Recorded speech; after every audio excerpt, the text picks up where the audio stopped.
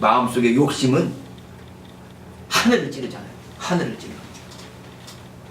우리는 이스라엘 백성들이 욕심으로 망했다는 것을 기억하며 날마다 공급하시는 하나님의 일용할 양식에 만족하며 감사하며 살아가야 할 것입니다. 그리스도인들의 삶은 매일매일 만나를 공급받는 삶이기 때문입니다.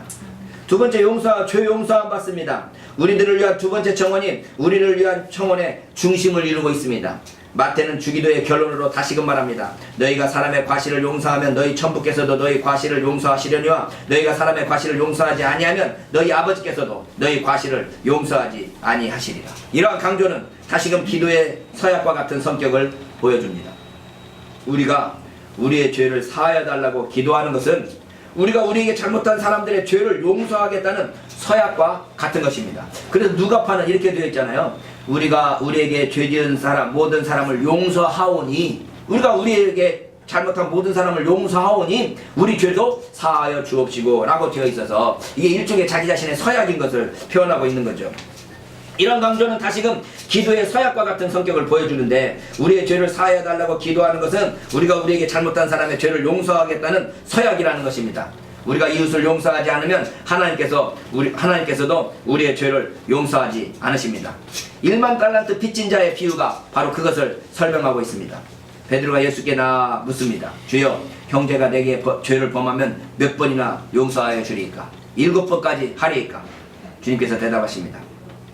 예수께서 가라사대 내게 이르노니 7번뿐 아니라 70번씩 7번이라도 할지이다.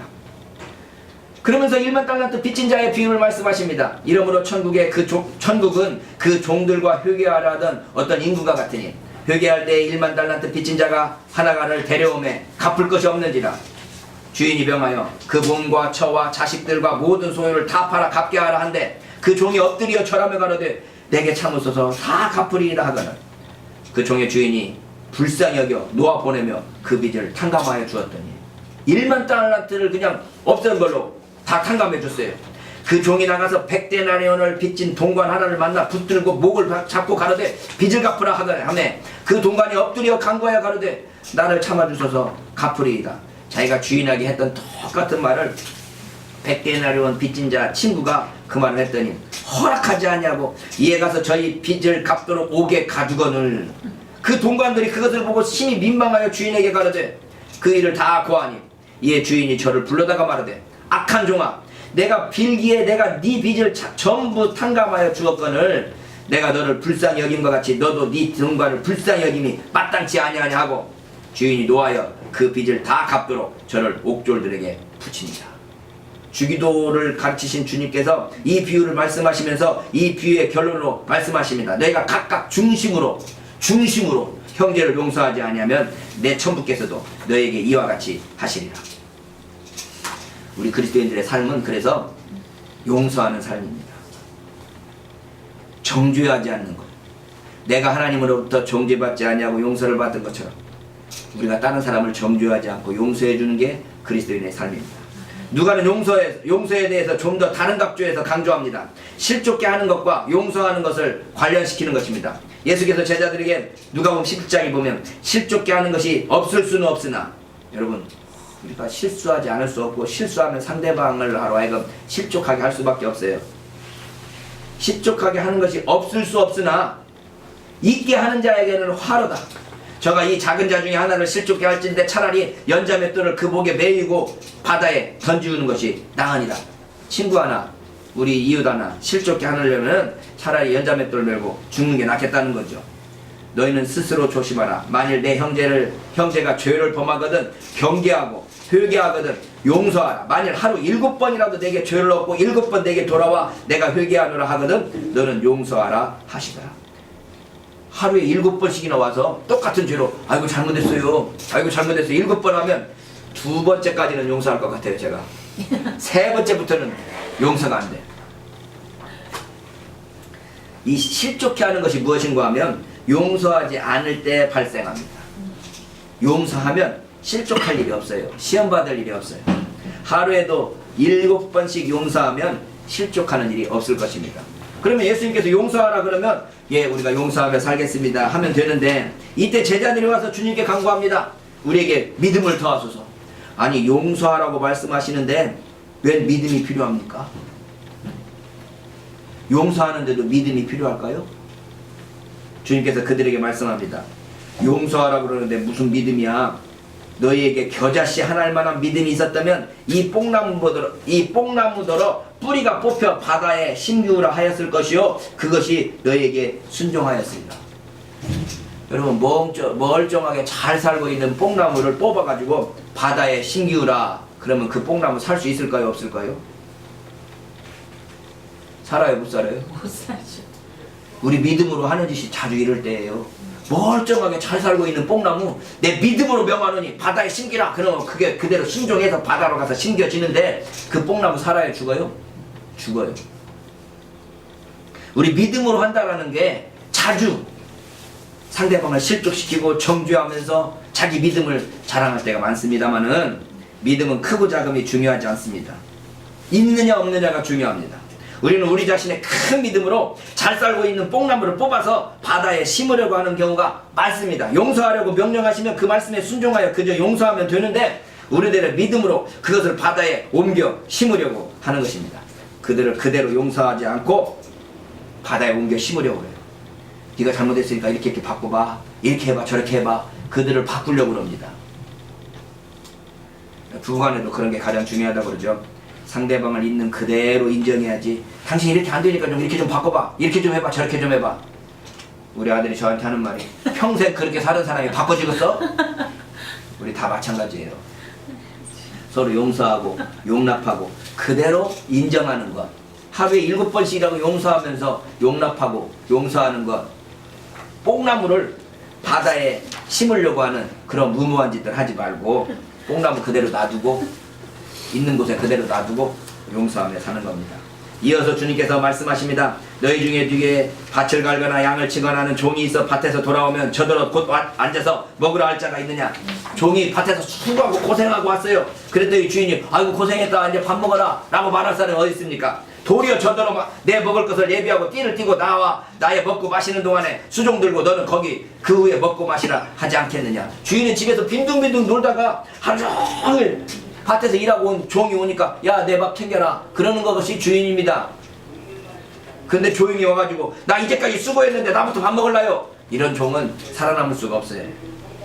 그러나서 명한 대로 다 하였다고 주인이 종한테 아 종 너 수고했다 이렇게 살해하는 주인 없습니다.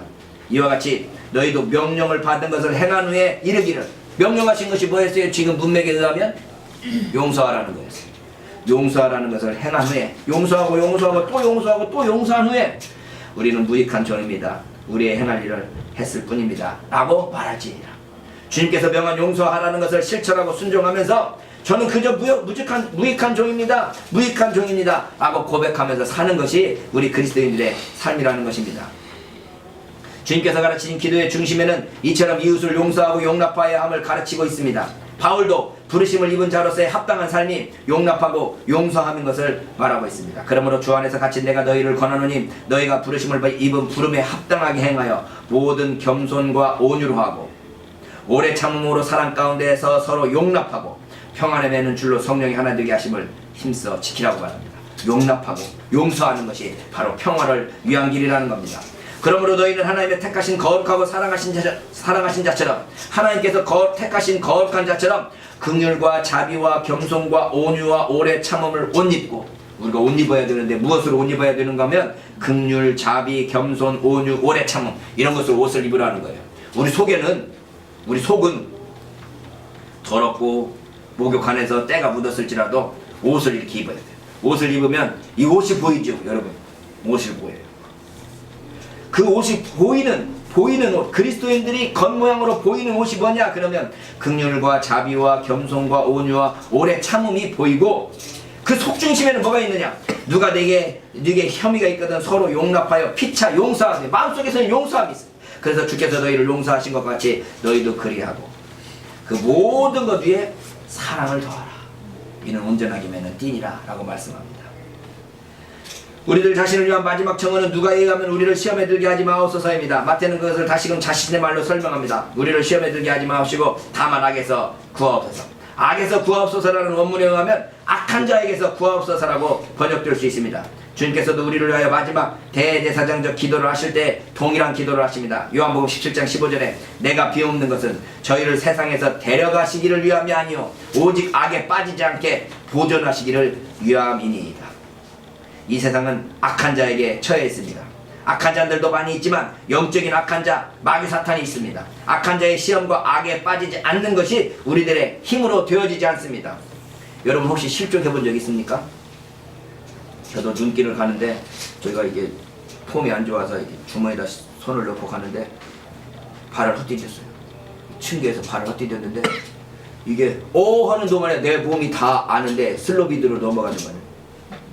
넘어가면서 이 주머니에다 마침 손을 넣고 있어갖고 어떻게 할 도리가 없이 한 바퀴 돌고 나서 일어났더니 이게 층계가 딱 있고 난데 차 다니는 길이었어요. 이게 차 다녔으면 나 그냥 그 자리에서 죽을 뻔했는데 와, 실족이라는 게 이렇게 순간적이구나 라는 생각이 들었습니다. 요즘에 미투 운동 때문에 수없이 많은 사람이 순간에 날아가 버리잖아요. 우리가 기도하여 악한 자들의 괴계와 올무를 벗어나야 됩니다. 하나님의 나라는 하나님 편에 들어가기 위해서 악한 자의 손에서 벗어나는 것을 의미합니다. 우리는 어쨌든 하나님께 속해 있든지 악한 자에게 속해 있든지 둘 중에 하나에 속해 있기 때문에 하나님 나라가 들어간다는 것은 이 악한 자의 손에서 벗어나서 하나님께 가는 것을 의미합니다. 강한 자를 결박하고 결박된 모든 자를 구출해내는 과정이 바로 하나님 나라입니다. 우리가 매일 기도하는 주기도는 오직 한 가지 기도 제목으로 이루어져 있습니다. 주님의 나라가 임하소서 라는 기도입니다. 마태에 의하면 하나님 나라는 하늘에서 이루어진 하나님의 뜻이 이 땅에서도 이루어지는 것이요, 누가에 의하면 하나님 나라는 하나님의 성령이 임하시는 것이며, 바울에 의하면 하나님 나라는 성령 안에서 이루어지는 정의와 평화와 희락입니다. 이러한 기도는 하나님께 향한 우리의 서원의 의미를 담고 있어서 우리가 하나님의 뜻에 순종하겠다는 서약이며, 성령으로 말미암아 정의와 평화와 기쁨의 삶을 살겠다는 의미입니다. 그것은 다시금 우리들 자신을 위한 청원으로 나타나는 것처럼 일용할 양식으로 만족하며 감사하며 살겠다는 다짐이고, 다른 사람들을 용서하며 살겠다는 서약이고, 시험에 들지 않고 악한 자로부터 벗어나는 삶을 살겠다는 우리 자신의 의지입니다. 이러한 삶을 통하여서 하나님의 이름을 거룩히 여기며 살겠다는 것입니다. 우리가 날마다 주기도를 암송하는 것처럼 참된 그리스도인의 모습으로 살아갈 수 있기를 소원합니다. 아멘. 기도하겠습니다.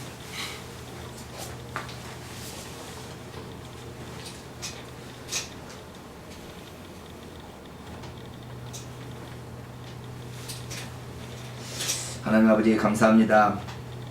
우리가 매일매일 주기도를 외우고 암송하며 하나님께 기도하지만 기도의 진짜 의미가 무엇이고 우리가 참으로 구할 것, 기도 제목이 무엇인지를 바르게 알아서 하나님께 간구하고 기도하여 얻을 것을 얻고 구할 것을 구하고 찾을 것을 찾으며 문을 두드릴 걸 두드릴 수 있는 지혜로운 자들이 되기를 원합니다.